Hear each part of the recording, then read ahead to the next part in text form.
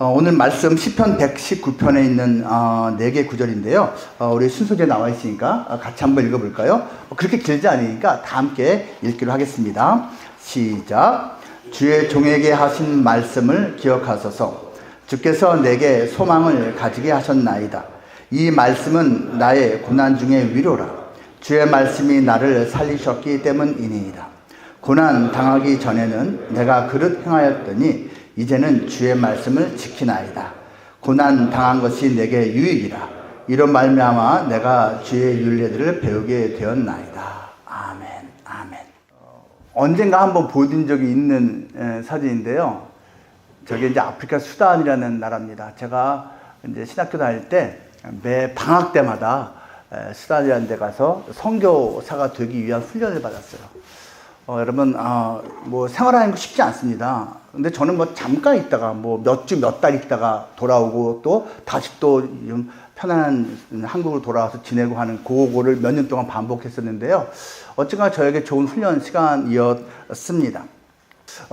이제 그 다음 장면들이 뭐냐면요. 그 다음에 제가 이제, 이거는 이제 방글라데시 사진이에요. 제가 몇 년 동안은 아프리카 수다에서 선교사 훈련 받았는데 파송 자체는 방글라데시를 받았습니다. 여러분 똑같이 못 사는 나라지만 좀 뭐라 그럴까, 못 사는 느낌이 다른 아주 좀 그런 곳입니다. 그러니까, 수다는 아무것도 없어요. 그냥 아무것도 없어. 물도 없어요. 마실 물도 없어요.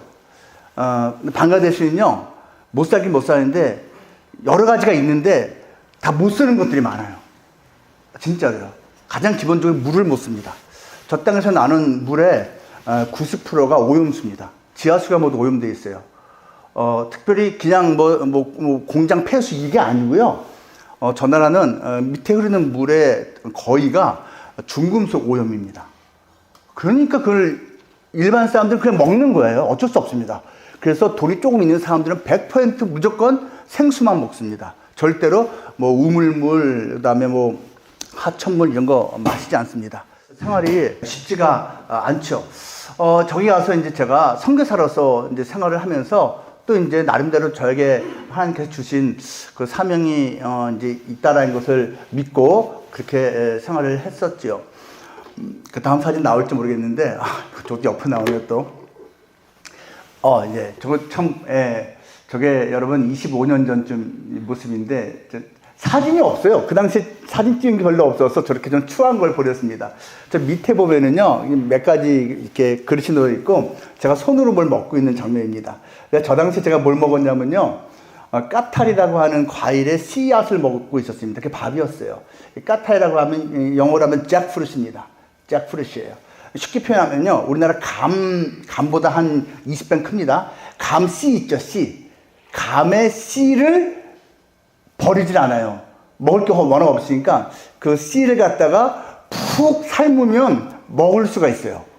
그래서 그걸 제가 먹고 있는 장면입니다. 제가 하숙을 했거든요. 그 이제 현지인 마을에 가서 그들하고 똑같이 먹고 똑같이 생활하고, 그리고 화장실이 방 안에 같이 있었어요. 근데 여러분이 생각하는 그런 양변기가 아니고 쪼그리고 앉아서, 근데 이제 문제는 물이 안 나와. 그래서 이제 한 며칠에 한 번씩 30분 물이 나와요. 그러니까 너무 이제 볼일 봐야 되니까 볼일 봤어? 근데 한 3일 동안 그게 내 머리맡에 그냥 쌓여져 있는 거예요. 이해하시겠나요? 그냥 잠자면서 냄새 맡으면서 자는 거예요. 근데 3일쯤 되면 물이 쫄쫄 나오면 30분 동안 받아와서 그때 이제 한꺼번에 밀어갖고선 내려보내는, 뭐 그런 식으로 열심히 선교사랍시고 생활하면서 지냈던 적이 있습니다. 제가 이 사진을 왜 갑자기 추가시켰는지 아십니까? 제가 바로 어젯밤에요. 오늘 새벽이겠죠. 잠자는데 꿈을 꿨어요. 꿈을 꿨는데 정말 오랜만에 과거에 같이 지냈던 동료 선교사, 선배 선교사님이 다 모여있는 거예요. 이렇게.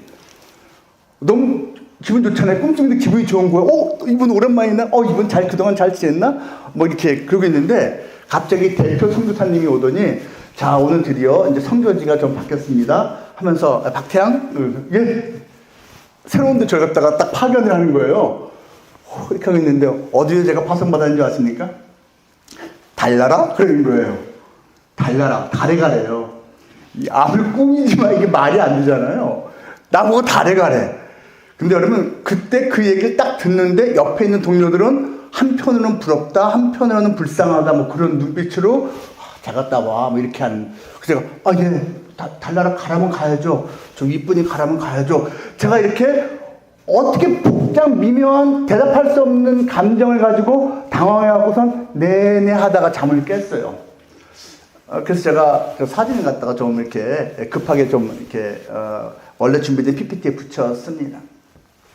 여러분, 제가요 선교지로 파송 받을 때의 그때의 기분은요, 나름대로 제가 자원한 거거든요. 자원 억지로 가라고 한 거 아니니까 제가 기대감이 있었습니다.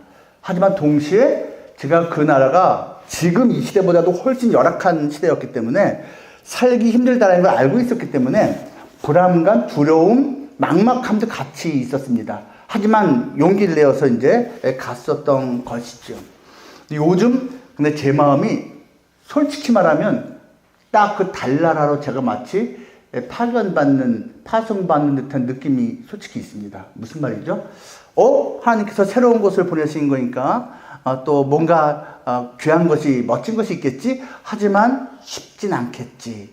그 생각이 동시에 요즘 제가 몇 주 동안 마음에 꽉 차 있거든요. 그게 꿈속에서 마치 그렇게 제가 그 오래전에 선교사 훈련받고 파송받을 때처럼의 감정으로 인식이 되어 있었나 봐요. 그것이 꿈으로 나타난 것 같습니다.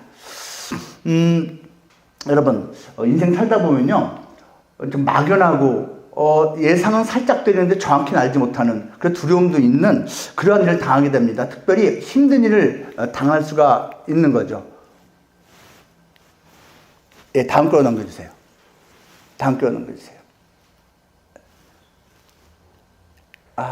그림으로 넘겨주세요. 예, 오케이.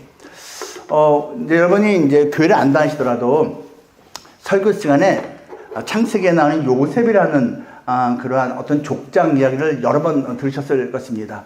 이 사람은 정말 괜찮은 사람이었어요. 근데 형들의 시기 질투 때문에 노예로 팔렸습니다. 근데 노예로 팔려가지고 또 열심히 살았어요. 참 대단한 사람이에요. 근데 여주인의 그러한 악한 모습 때문에 잘못한 것도 없이 죄수의 신분으로 감옥에 갇혔습니다. 자기가 정말로 노예가 되리라고는, 죄수가 되리라고는, 이렇게 고난의 길을 걸으리라고는 상상하지 못했던 행복한 청소년기를 보냈는데 20살도 되지 않았던 그러한 젊은 사람이 저런 고난의 시간을 보내야만 했습니다. 그 사람은요, 잘못한 것이 없었어요. 아주 성실한 사람입니다.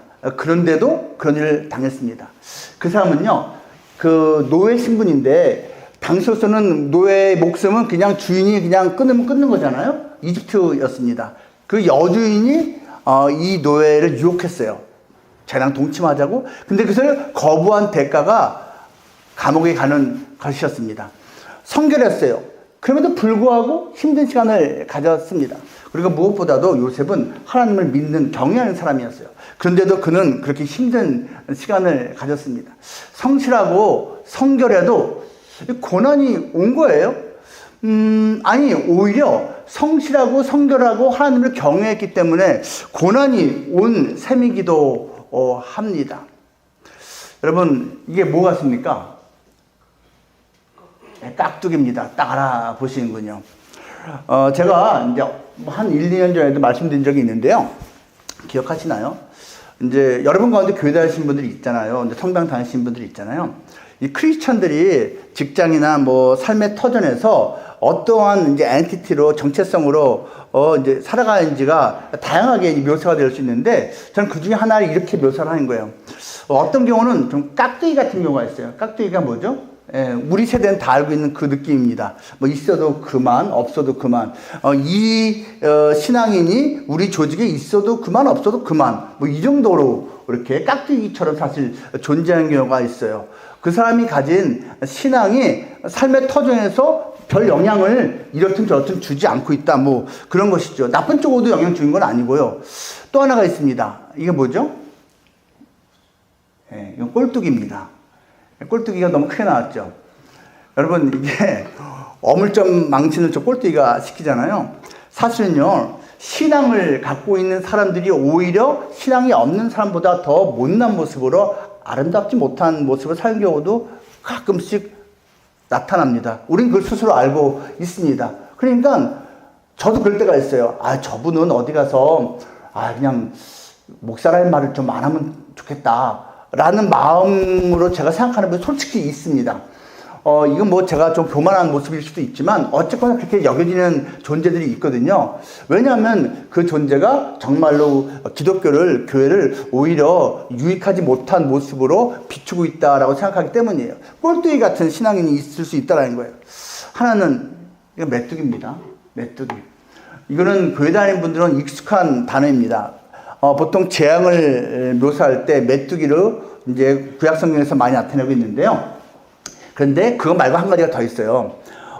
여호수아와 갈렙이라는 두 사람 빼고 그 가나안을 정탐, 스파이 놀이터로 갔다 왔던 10명의 그 리더들은요, 자기들이 가나안 땅에 살고 있는 사람들과 비교해 보니까 메뚜기같이 연약하고 보잘것없는 존재라고 주눅든 모습으로 보고를 모세 앞에서 했습니다. 백성들 앞에서 했습니다. 무슨 말이냐면 신앙인인데 나는 그냥 숨기고 살 거야. 난 능력도 없어. 난 아무것도 아니야. 뭐 이런 식으로 움츠러 사는 경우가 있다라는 거예요. 이게 세 가지 모습 다 좀 안타까운 모습이죠.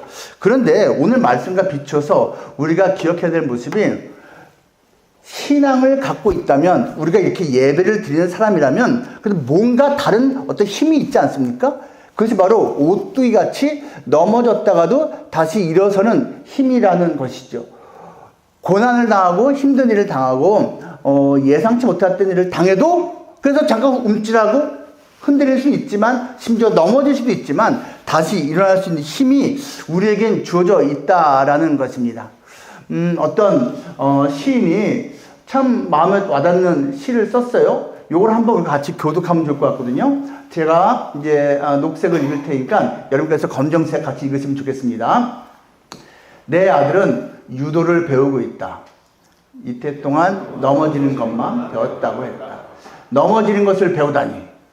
네가 넘어지는 것을 배우는 이때 동안 나는 넘어지지 않으려고 뒤를 쓰고 살았다. 한 번 넘어지면 그뿐 일어설 수 없다고 세상이 가르쳐 주었기 때문이다. 잠들어도 놓지 못했다. 나는 서서 자는 말. 아들아, 아들아, 부끄럽구나. 흐르는 물은 벼랑에서도 뛰어내린다.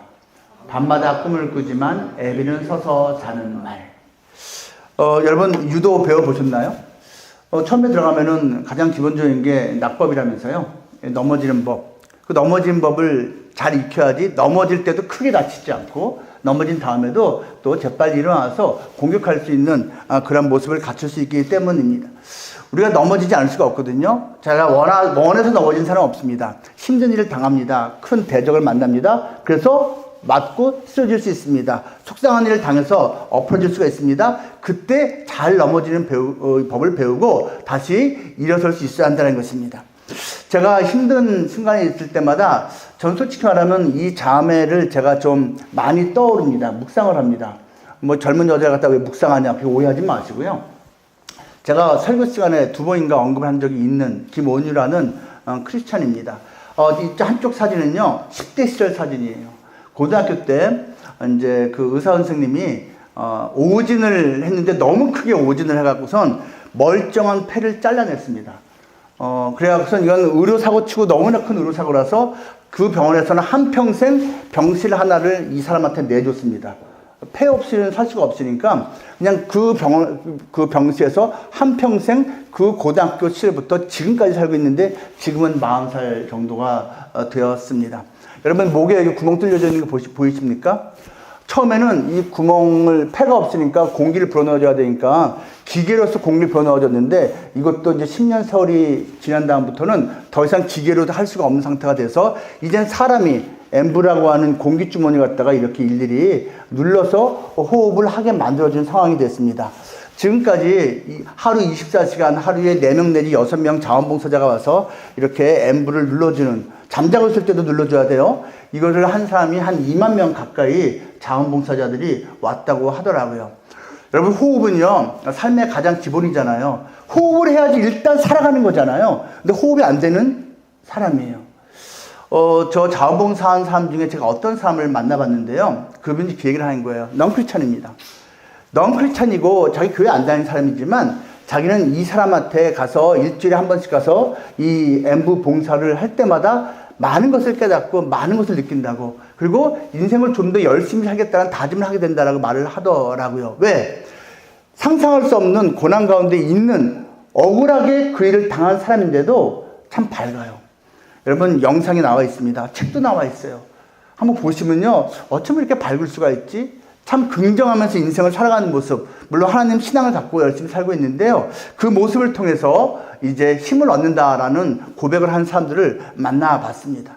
제가 그래서 저도 좀 쉽지 않은 일이 있을 때는 이 자매의 그러한 경험을 생각해 봅니다. 대조되는 인물이 있습니다. 여러분, 프리디 니체라고 하는 되게 유명한 철학자이죠. 이 니체는요, 아버지도 목사, 어머니도 목사였습니다. 그런데 평생 동안 하나님에 대해서는 거부 반응이 아주 심했지요. 이 사람은 기독교를 이렇게 말했습니다. 약자들의 종교라고. 약자들이 기독교를 믿는 거라고. 약자들이 예수님을 찾는 거라고. 아니, 십자가라는 틀에 이렇게 못 박혀갖고선 죽은 사람을 어떻게 자기의 주인으로 구원자로 믿을 수가 있느냐고. 정상적인 사고를 가진 사람은 할 수가 없는 거라고. 어떻게 그렇게 약자를 추앙할 수가 있느냐고. 약자 중에 최고가 예수님이잖아요. 십자가에서 죽었으니까. 그러면서 이 사람이 그 반대로 내세운 책이 바로 짜라투스트라 이렇게 말했다는 책입니다. 그리고 거기에 그 짜라투스트라가 바로 초인입니다. 영어로 말하면 슈퍼맨입니다. 슈퍼맨.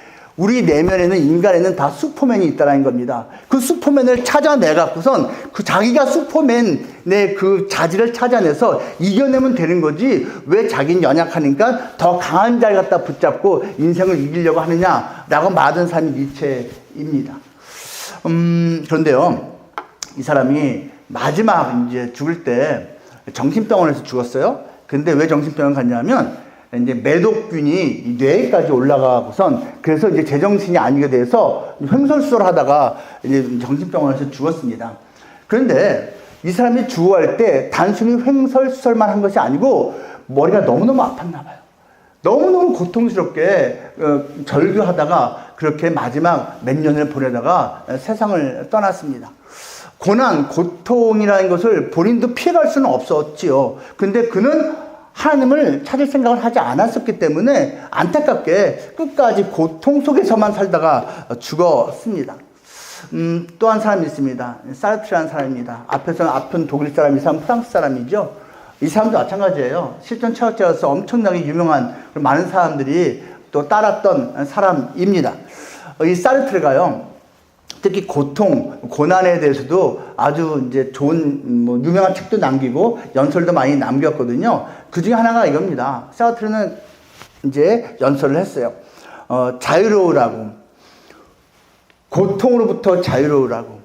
왜 고통을 두려워하느냐고. 다 있는 건데. 맞는 말이죠. 그리고 죽음으로부터 자유로우라고.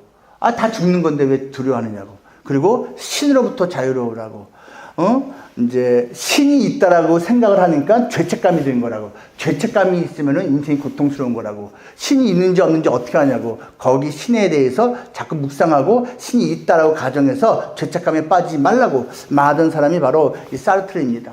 이 사람도 마지막에 병원에서 이제 고통스럽게 죽었거든요.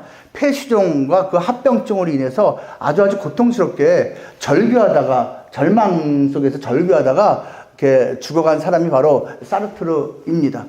우리가 고난에 대해서, 고통에 대해서 좀 용기 있게 이렇게 힘을 낼 수는 있지만 사실 막상 자기에게 고통, 고난의 순간에 닥칠 때는 그것을 넉넉하게 이긴 것은 결코 쉽지 않다라는 것을 보여주는 것이죠.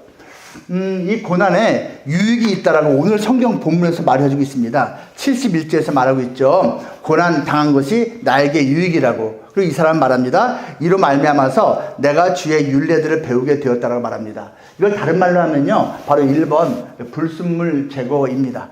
여러분, 사람이요, 고난의 순간을 맞닥뜨리게 되면 내가 뭘 잘못했지? 내가 뭘 고쳐야 되지? 내가 인생 가운데 잘못 내드렸던 것이 무엇이지? 라고 돌아보게 됩니다. 생각하게 됩니다.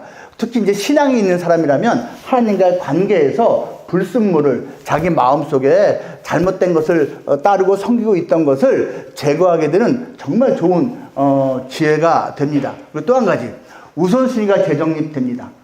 저 같은 경우도 이제 제가 4, 5년 전에 이제 암에 걸린 다음에 제 나름대로 우선순위를 다시 정립한 것이 있는데, 가족, 또 아내, 아들, 딸, 양가 부모님을 생각하는 것이 그 이전보다 훨씬 강해졌습니다. 높아졌습니다. 그래서 더 많은 시간을, 더 많은 에너지를 갖다가 가족을 챙기는데 제가 신경을 쓰게 된 계기가 제가 몸이 아프면서입니다. 우리가 고난이 있을 때 틀림없이 삶을 다시 한번 생각해 본다는 것이죠. 또 있습니다. 그리고 나의 한계를 인정할 수 있는 역설적인 기회가 됩니다. 그렇기 때문에 절대자 의존 감정이 조금이라도 생기게 됩니다. 그래, 나도 연약하구나. 그래, 나도 신이라는 존재가 있다면 한번 믿어보고 싶다라는 생각이 얼핏 들기도 하는 게 고난이라는 과정을 통해서입니다.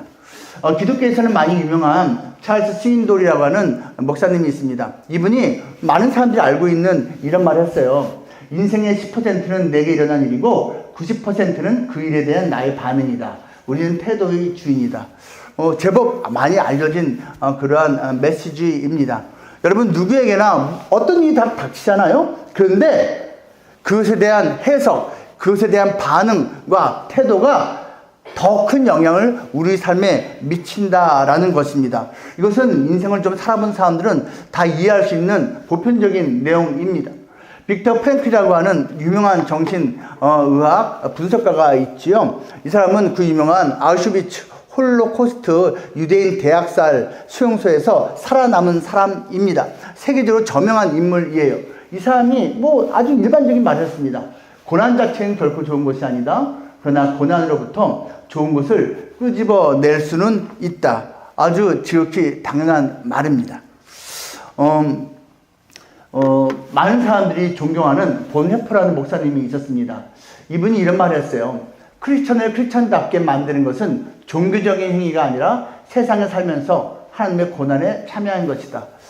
여러분, 인간 본성상 어떤 고난 받는 사람이 있을 때 자발적으로 거기 동참해서 마음을 나누고 고난을 함께 짊어지는 용기를 갖게 된 건 쉽지 않습니다. 여러분, 결코 쉽지 않습니다. 가끔씩 그렇게 하는 사람을 우리가 그래서 위인이라고 부르는 거고 정말 박수를 친 겁니다. 그런데 나 자신이 고난을 당해보면 여러분, 다른 사람이 그 비슷한 고난을 당할 때 마음이 갑니다. 이건 당연한 이야기입니다. 그래서 고난의 유익 중에 바로 이러한 것이 있다라는 것이죠. 그 내용을 이제 신조의 공동생활이라는 책에서 보네포가 또 말을 한 적이 있습니다. 여러분, 우리가 인생 살 때 만만치 않은 일을 당할 수가 있습니다. 그때 기억할 것이 있습니다. 하나님이 다 알고 계신다는 거예요. 함께하고 있다는 거예요. 그 고난의 순간에 하나님이 외면하고 있거나 하나님이 모른다는 게 아니라는 겁니다. 그리고 허사가 아니다. 그 일을 통해서 하나님께서 분명히 뭔가 가르쳐 주신 것이 있다는 것이고요. 오늘 찬양처럼 가장 좋은 길로 처음에 보일 때는 고난의 길인데 가장 좋은 길로 하나님께서 이끄시는 방법일 수가 있다는 것이죠. 그리고 하나님을 모르던 사람들은 하나님을 만날 수 있는 좋은 기회, 알던 사람은 더욱 친밀해질 수 있는 기회가 되고요. 고난 중에 있는 자를 더욱 잘 품게 되는 기회도 됩니다. 제가 이제 지난달 그리고 이번 달 연이어서 이제 좀 마음이 좀 이제 쉽지가 않아서 더욱 하나님께 기도하게 된 일들이 좀 있었어요. 이제 이미 제 장모님은 지난 5년 동안 치매 환자로서 지나왔고 그 과정을 아내와 제가 나름대로 이제 묵묵히 감당을 해 왔습니다. 그런데 이제 드디어 제 친어머니도 이미 현상으로 알고 있었지만 병원에서 공식적으로 치매입니다 라고 선고를 지난달에 받았습니다.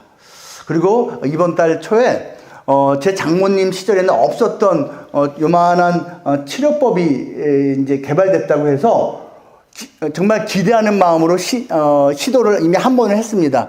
그게 줄기세포 치료라는 건데 치매 환자에게 좀 이제 유익할 수 있다라고 해서 했는데요. 의사 선생님이 이렇게 말씀하신 거예요. 사실요, 이게 이제 공인이 되어서 여러 군데서 하고는 있는데 효과에 대해서는 보장을 못 합니다. 이러는 거예요. 효과에 대해서 보장 못 하는 건데 어떤 경우는 효과가 있더라. 보편적으로 효과가 있다는 보장 못하겠다. 근데 돈이 좀 든다. 하겠느냐? 이거 해야 됩니까? 말해야 됩니까, 여러분? 자식된 도리에서는 안 할 수가 없습니다. 효과가 없을 수 있지만, 돈이 많이 들지만 합니다. 자식인데. 그러면서 이제 기도하는 거죠. 하나님, 우리 어머니 효과 있게 해주세요. 그리고 이제 약도 여러 가지 타왔습니다. 하루에 약을 우리 어머니 이제 드디어 한 15알쯤 먹습니다. 15알 먹는데 잘 안 드시는 거예요. 왜 안 드실까요? 까먹고. 그래서 90개 칸 나눠져 있는 다이소에서 90칸이 있는 거 1일 아침, 1일 점심, 1일 저녁 이렇게 다 써서 90칸에 약을 다 넣어놨어요.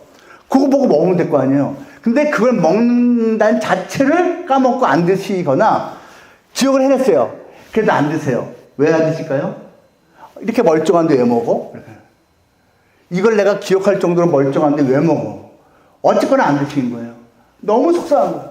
그러니까 약 드시고 말고를 가지고 제가 어머니 집이 가까워요. 20분밖에 안 걸려요. 매일같이 또는 제 아내가 가서 일일이 확인을 하고 우리가 갔을 때만이라도 드시도록 조처하는 거예요. 그리고 가끔씩은 싸워요. 약 드시는 거 갖고선 어머니하고 제가 싸우는 거예요. 너무 속상한 거예요. 어머니한테 약 드시라고 화를 내는 제 모습이 속상한 거예요. 그리고 이제 어머니가 평생 아버지하고 싸우지 않던 분인데 성격이 좀 변화했어요. 아버지하고 그렇게 싸우는 거예요. 내 돈을 훔쳐갔다고. 그런 거 아니거든요. 저는 장모님 통해서 이미 알고 있기 때문에. 우리 아버지가 왜 어머니 돈을 훔쳐갑니까? 그러면서 너무너무 속상해서 우시는 아버지 모습을 보면서 또 제가 눈물이 나는 거죠. 그러다가, 이제 제가 2주 전에 제가 정기검진을 이제 병원에 암 때문에 받으러 갔는데, 의사 선생님이 덤덤히 얘기하더라고요. 저 목사인 줄 알아요. 목사님, 암을 4년 동안 잘 관리하셨네요. 예. 근데, 다른 게 생겼네요. 뭔데요? 강경화시네요. 딱 그랬습니다. 강경화, 들어보셨나요? 예.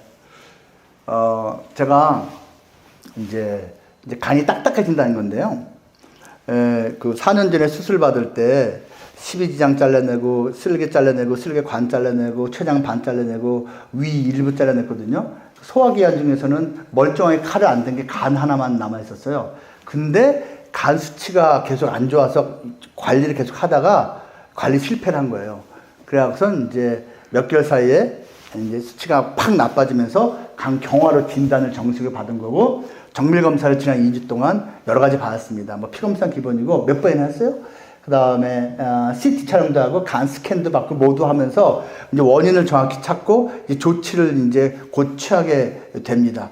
확률적으로 이 간에도 이제 칼될 일이 확률로 따지면은 있게 되지요.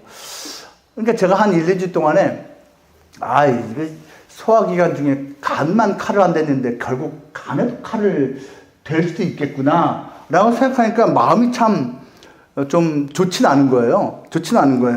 그래서 계속 이제 기도하면서 하나님의 뜻이 있겠지라고 이제 스스로 이제 묵상을 하는데, 그러다가 어저께 딱 꿈을 꾼 게 뭐라고요? 너 달나라로 가. 미지의 곳이거든요. 분명히 나는 선교사 자원한 사람이기 때문에 가려면 가요. 근데 뭐가 있을까? 기대도 있지만 두렵기도 한 그런 마음 상태가 있는 거예요. 앞으로 이제 강경화를 이제 치료하는 과정은 무슨 일이 펼쳐질까? 내가 암과 지난 4년 동안 열심히 잘 싸워왔는데 이제 새로운 종류의 적이거든요. 과가 달라요, 아예. 그래서 저는 지금 의사 선생님 주치의가 지금 현재 3명입니다. 암 쪽으로 주치의가 2명, 드디어 소화기 내과로 간센터에서 1명, 근데 1명이 더 생길 수도 있어요. 칼 되면. 그러면 이제 4명이 되는 건데, 하나님 주치의가 너무 많아요. 라고 이제 기도를 하고 있습니다. 제가 이제 신앙인이기 때문에 제가 이제 하나님하고 기도하면서 그렇게 이 고백을 하는 겁니다. 바로 여기 있는 고백. 하나님, 이것 때문에 제가 하나님하고 더 친밀해지고 있는 거 다시 한번 깨닫습니다. 고맙습니다. 하나님, 그리고 이것 때문에 제가 또 이제 저와 비슷한 고난에 있는 사람들을 더 잘 이해할 수 있게 된 거 고맙습니다. 고맙습니다. 또 기도를 합니다. 그리고 하나님, 그동안 이제 암을 통해서 제가 이런저런 많은 배움을 얻고 또 하나님의 살아계심을 체험한 것처럼 이 일을 통해서도 하나님의 살아계심을 체험하게 해주시고 우리 저를 아는 많은 사람들에게 이것을 제가 잘 나타낼 수 있도록 해주십시오라고 매일같이 기도를 합니다. 여러분, 저에게는요, 하나님이 계시다는 게 얼마나 마음 든든한지 몰라요. 제가 모든 걸 알고 있는 것도 아니고 보장된 것도 아니에요. 근데 든든하거든요. 그냥 하나님한테 하소연할 수 있고 하나님의 도우심을 구할 수 있으니까. 여러분은 인생 중에 힘든 일이 닥쳤을 때 마음 든든하게 의지할 수 있고 하소연할 수 있고 도움 구할 수 있는 존재가 있습니까? 하나님이 바로 그러신 분이십니다. 하나님께서 여러분을 언제나 만나주시고 여러분에게 손 내밀어 주시고 여러분이 외로울 때, 좀 두려울 때, 또 힘들어할 때 얼마든지 도와주시겠다고, 함께 해주시겠다고 준비하고 계신 분이십니다. 그 하나님을 여러분께서 찾으시면 좋겠어요. 만나시면 좋겠어요. 여러분도 인생 가운데 쉽지 않은 일을 당할 수도 있는 것이 인생인데 그 인생의 순간, 힘든 순간 그 니체나 사르트르처럼 고통, 고난 끝까지 이길 수 있어! 라고 외치다가 고통스럽게, 외롭게 그렇게 감당하지 마시고 하나님을 만나고 하나님을 한번 찾아보고 하나님의 도움을 받아보는 그러한 용기도 한번 내보시면 참 좋겠습니다. 하나님께서 우리 모두와 우리 벽상과 이미 함께하고 계시고요. 때로 인생 가운데 고난이 있을 때 그것이 결과적으로는 유익하게 될 수 있도록 만들어 주실 수 있는 분이 하나님이라는 것을 우리가 기억하면서 오늘도 남은 인생도 승리하시기를 축복합니다. 기도하겠습니다. 하나님 아버지, 감사합니다. 하나님께서 사랑하시는 귀한 이 벽산의 지체들입니다. 하나님, 우리가 열심히 일하면서 하루하루 한 해 한 해 살아가고 있습니다. 하지만 우리가 개인적으로, 가정적으로 또 여러 가지 면에서 쉽지 않은 또 고통스러운 그러한 일을 당할 수도 있는 것이 인생입니다. 하나님, 그 고난의 순간에, 역경의 순간에 우리가 살아계신 하나님을 찾을 수 있기 원합니다. 만날 수 있기 원합니다. 도우심을 구할 수 있기 원합니다. 그래서 하나님께서 우리를 붙들어 주시고 우리를 다시 일으켜 세워주신 체험을 할 수 있기를 원합니다. 고난 당한 것이 내게 유익이라고 고백한 시편 그 기자처럼 우리도 고난 때문에 내가 오히려 더 큰 유익을 얻었다라고 고백할 수 있는 그러한 은혜를 꼭 베풀어 주시옵소서. 언제나 주님께서 우리 벽산의 모든 지체들을 붙들어 주시고 보호하시고 함께 하실 것을 믿고 감사드리며 예수님 이름으로 기도합니다. 아멘.